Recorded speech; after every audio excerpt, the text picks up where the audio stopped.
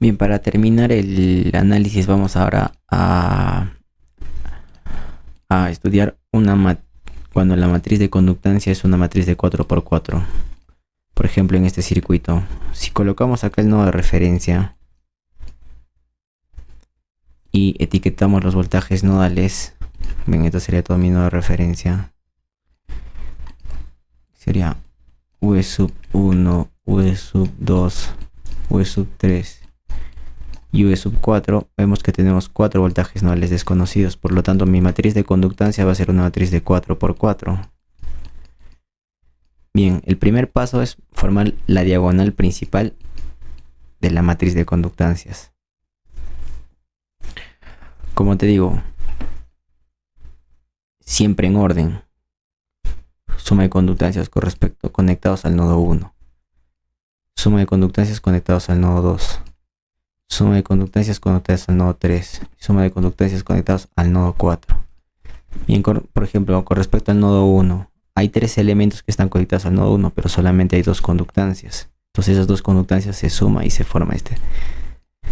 Ahora con respecto al nodo 2, hay 4 ramas conectadas al nodo 2, pero solamente hay 3 conductancias. Entonces esas 3 conductancias se suman y se formaría este elemento de la diagonal principal. Con respecto al nodo 3, vemos que hay 3 ramas conectadas al nodo 3, pero solo hay 2 conductancias.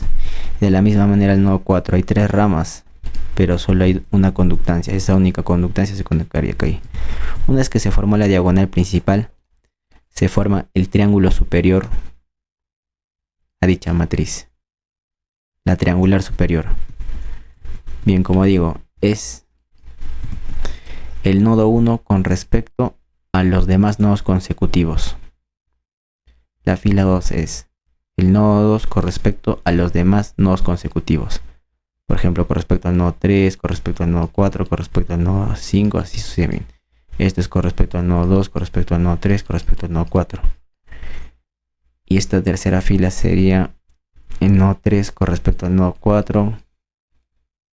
Hasta el nodo 4 llega nada más, pero no, es irrelevante. Hasta el nodo 4. Entonces, suma de conductancias entre el nodo 1 y el nodo 2. Sería esto.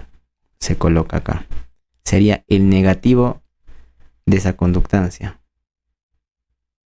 Recuerda, se coloca el negativo de esa conductancia. Siempre van valores negativos o el 0, como dije acá. Ahora entre el nodo 1 y hasta el nodo 1 y el nodo 2. Ahora el nodo 1 y el nodo 3. Como no están conectados el nodo 1 y el nodo 3 mediante una resistencia, se considera 0. Bien, ahora el nodo 1 y el nodo 4 están conectados mediante una fuente de corriente, también se considera 0. Ahora pasamos al nodo 2 con respecto a los demás nodos consecutivos. El nodo 2 y el nodo 3, esta conductancia, se coloca el valor, el negativo de esa conductancia, que sería menos 1, ¿no? Pero se coloca. Lo voy a colocar. Ahora el nodo 2 y el nodo 4, vemos que está esta conductancia. Entonces sería, en la matriz se coloca el negativo de esa conductancia, que sería el recíproco de la resistencia. Ahora vamos que el nodo 3 y el nodo 4. El nodo 3 y el nodo 4 están conectados mediante una fuente de corriente. No hay resistencia, por lo tanto se considera 0. Una vez que hemos completado el triángulo superior, los demás elementos de la triangular inferior se completan por simetría. Recuerda que G es una matriz simétrica, entonces de esa manera se completa la matriz de conductancias. O sea, es suficiente rellenar el triángulo superior, ¿no? Ahora vamos para formar la matriz de conductancia, no, la matriz de fuentes de corriente se llama. Fuentes de corrientes que entran, solo se considera fuentes de corrientes que entran a los nodos. De la misma manera, en orden con respecto al nodo 1, con respecto al nodo 2, con respecto al nodo 3 y con respecto al nodo 4. Ya que al momento de... ¿Por qué coloco en orden? Porque al momento de que multiplicas ambas matrices, también los voltajes nodales te van a salir en orden. V sub 1, V sub 2, V sub 3 y V sub 4. Entonces vas a saber que el primer valor es el voltaje V sub 1 y así sucesivamente. Por eso es muy importante también etiquetar con números, ¿no? Para saber qué voltaje no estás determinando. En ese caso, entonces suma de corrientes que entran al nodo 2, suma de corrientes que entran al nodo 4. Repito, es muy importante, solo se considera fuentes de corriente que entran al nodo. Bien, a ver, con respecto al nodo 1, ¿cuánta fuente de corriente entra? En este caso, como está saliendo, cambiamos la dirección. Cambias dirección, cambia signo. Sería, entonces, en realidad entra menos 4. Entonces, ¿cuál sería menos 4? Con respecto al nodo 2, fuente de corriente que entra. Vemos que una fuente de corriente de 1. Y con respecto al nodo 3, fuente de corriente que entra. Vemos, tenemos que cambiar la dirección para saber cuánto entra. Cambiamos dirección, cambiamos signo, entonces entra menos 2. Y ahora, en el elemento 4 es interesante, sí, porque hay más de 2 fuentes. Entonces, ¿cuántas fuentes entran? ¿Cuánta fuente de corriente entra? 4, entra 4 y entra 2. Entonces sería la suma 4 más 2. ¿Qué hubiera pasado si esta fuente de corriente, por ejemplo, hubiéramos puesto que estaría en esta dirección? Por ejemplo, así 2. Es que esté saliendo al nodo, o sea, están conectados al nodo 4, pero está saliendo. Entonces hubiéramos cambiado de dirección. Hubiera sido entonces, cambiamos de signo, sería menos 2. Entonces entra 4 y entra menos 2. Y en este caso sería la suma de esos dos. 4 menos 2, 2. Bien, pero en este caso no es así, está así. Entonces sería acá 6. Entonces así se formaría la matriz de fuentes de corriente. Bien, para terminar voy a hacer algunos comentarios finales o consejos que para las personas que tienen la calculadora HP Prime, y para los que no, les recomiendo que de alguna u otra manera puedan conseguirlo, porque es muy importante para poder desarrollar este tipo de temas, y además tiene una versatilidad al momento de desarrollar matrices. Bien, el primer consejo sería al momento de sumar las conductancias. Sabemos que la conductancia es el recíproco de la resistencia, ¿no?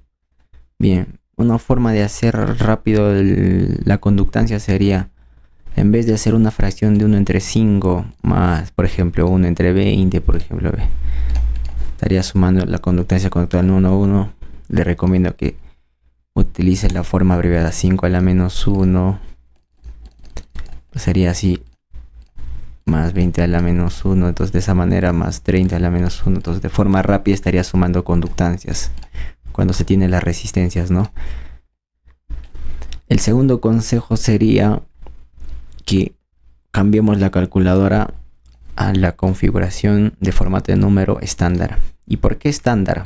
Porque en estándar te forma todo, te muestra todos los decimales que contiene dicho número.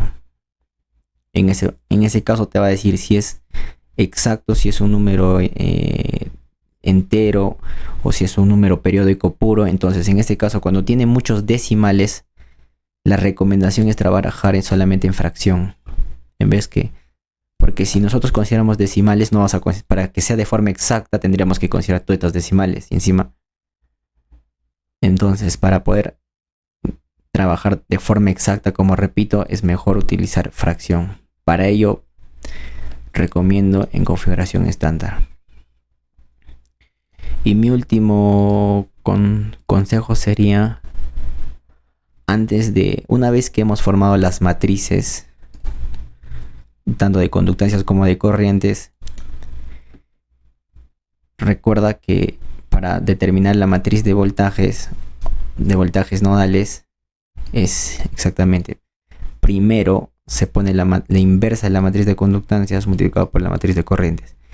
Entonces yo recomiendo que en la HP Prime primero primero se genere la estructura y al final recién se complete los datos. ¿A qué me refiero? Es decir, primero realizamos la estructura, es decir, necesito la inversa de una matriz, entonces ponemos acá la inversa de una matriz multiplicado por la matriz, por otra matriz. O sea, la inversa de la matriz de conductancias multiplicada por la matriz de corrientes. O sea, primero realizas este esquema, esta estructura, y de ahí recién reemplazas los datos. ¿Por qué recomiendo esto? Porque para que no te olvides poner el factor -1, que es muy importante al momento de determinar la matriz de voltajes. Porque si no consideras este número -1 en la matriz, que significaría inversa, no te estaría botando los valores reales de los voltajes nodales, ¿no? Entonces, eso serían mis recomendaciones. Con respecto a las ventajas, ¿por qué utilizar este método análisis nodal por inspección? Porque permite determinar los voltajes nodales de forma rápida, formando directamente matrices, ¿no? Evita formar las ecuaciones nodales de forma manual, que de alguna otra manera llevan su tiempo cuando se desarrolla. Claro, cuando tienes dos voltajes nodales desconocidos tal vez sea fácil, pero cuando tengas 3, 4 se hace un poco más complicado. Entonces utilizar este método se hace mucho más rápido y fácil. ¿Y por qué hago este tema? Porque es una gran herramienta cuando se desarrolla el tema de superposición, ¿no? Cuando tienes fuentes independientes nada más, este tema es muy poderoso.